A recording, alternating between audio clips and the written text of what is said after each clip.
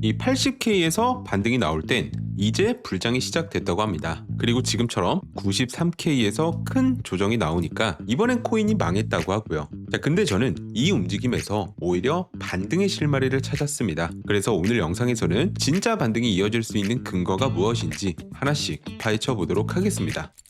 자, 먼저 지난 관점부터 복기를 해보면 11월 24일 비트는 삼각수렴 구간에 들어섰고 이 88K 구간에서 저항을 받았지만 결국 위쪽으로 단기 상승 파동이 나올 수 있다라고 말씀을 드렸는데, 좀 이후 상황에서 핵심 지지 라인이라고 말씀드렸던 이 85.3K에서 지지를 받고 반등이 나오면서 이 88K 구간과 또 상단 추세선을 차례대로 돌파하면서 상승 파동이 나왔습니다. 그리고 돌파 이후에 어디까지 상승할 가능성이 높은가에 대해서 이 텔레그램 관점방에서 언급을 해드렸는데요. 자, 바로 오더블록 상단인 이 93K 구간이었습니다.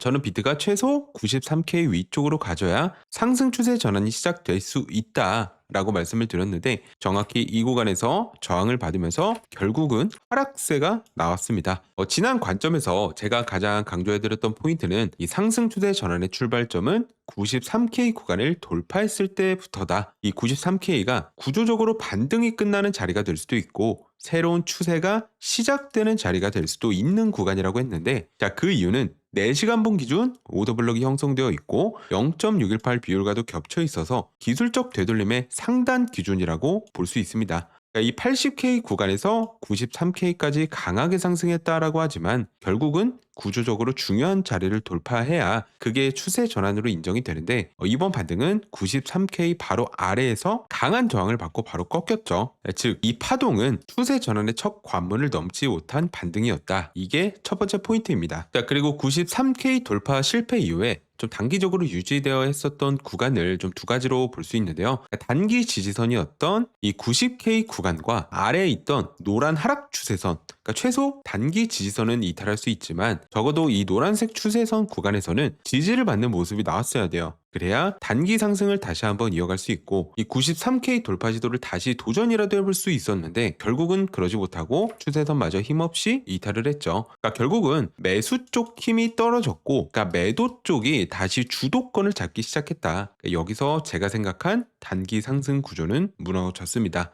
그럼 이제 중요한 게 이 추세선을 이탈한 게 좀 하락 추세 전환이냐, 이 부분인데요. 제가 계속해서 강조드렸던 자리가 바로 85.3K 지지 구간이었죠. 자, 이 구간은 최근 이 상승 파동의 중심축이 형성됐던 자리이고 또 이전부터 수요가 여러 번 있었던 구간이기 때문에 이탈 여부 자체가 시장 흐름의 방향성을 가르는 또 굉장히 중요한 기준점이라고 저는 생각을 했어요. 그래서 제가 85.3K를 확실하게 이탈하면 구조적으로 하락 추세 가능성이 높아진다 라고 말씀을 드렸던 거고요. 근데 어제 보면 매도 물량이 크게 나오면서 잠깐이지만 85.3K 아래로 이탈하는 모습이 나왔습니다. 자, 어떻게 보면 여기서 이탈을 했다라고 볼 수도 있겠죠. 하지만 이 아래에서 강한 매수세가 바로 들어오면서 다시 85.3K 위로 회복되는 흐름이 나왔습니다. 자, 그럼 아래쪽에서 실제 수요가 있다라는 게 확인이 됐죠. 그래서 저는 개인적으로 85.3K 아래로 확실하게 내려간 상황은 아니기 때문에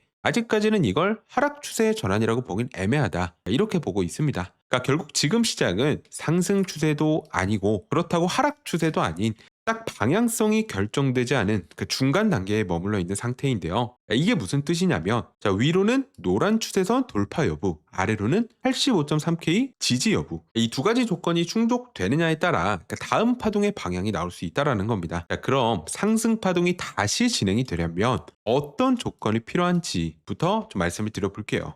저는 개인적으로 좀 두 가지 조건이 충족돼야 다시 한번 93K 구간을 좀 리테스트 가능성이 있다라고 보고 있는데요. 첫 번째는 POC 위쪽으로 좀 확실하게 안착을 해주는 겁니다. 그리고 두 번째는 노란 추세선 돌파인데요. 먼저 POC부터 좀 말씀을 드려볼게요. 자, 지금 보시는 이 보라색 라인, 자, 이건 설정한 볼륨 프로파일 기준 가장 많은 체결에 쌓인 중심축, 그러니까 바로 POC라고 하는데요. 이 80K에서 시작된 1번 파동에서 가장 많은 거래가 일어난 구간, 즉 이 파동의 진짜 중심축이라고 보시면 됩니다. 자, 지금 차트를 보시면 계속해서 저항을 받다가 현재 캔들이 POC 라인 위쪽으로 올라오긴 했습니다. 근데 아직까지는 이 위쪽으로 안착했다라고 보기는 애매한 상태인 게 생각보다 이 위로 뻗는 힘이 강하지가 않아요. 이 POC 위로 올라오긴 했는데 아직은 이 매도세와 싸우면서 버티고 있는 단계다 라고 보시면 됩니다. 적어도 여기서 단기 고점인 87.4K 구간은 넘어줘야 어느 정도 거래량이 실린 힘있는 돌파가 나왔다 라고 볼 수 있습니다. 자, 그리고 첫 번째 조건이 충족된다면 그러니까 이제는 노란색 추세선 부근을 돌파하는지 이 체크를 하셔야 되는데요. 이 노란색 추세선은 이전 영상에서도 말씀드렸지만 전파동 고점이 110K에서 이 변곡점을 이어서 만들어진 채널이고요. 이전부터 계속해서 지지와 좀 저항을 받았던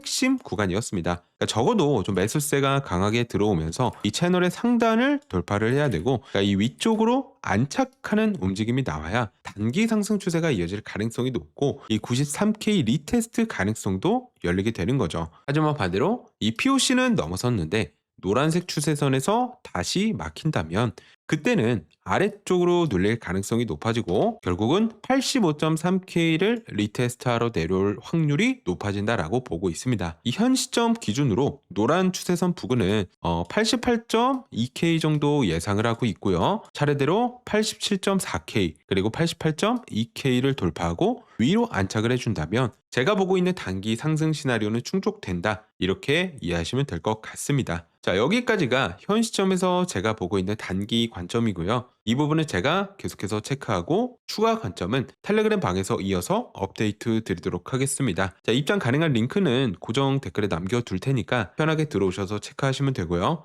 저도 지금 이 자리에서 여러분과 같은 시각으로 시장을 보고 있으니까요. 너무 조급하게 결론 내리기보다는 이 확인해야 될 자리들을 하나씩 체크해 가시면서 대응하시면 될 것 같습니다. 자, 오늘 영상이 도움되셨다면 구독과 좋아요 그리고 댓글로 여러분의 생각도 남겨주시면 앞으로 좀 분석하는 데 큰 힘이 될 것 같습니다. 그럼 저는 더 명확한 분석으로 다시 찾아뵙겠습니다. 감사합니다.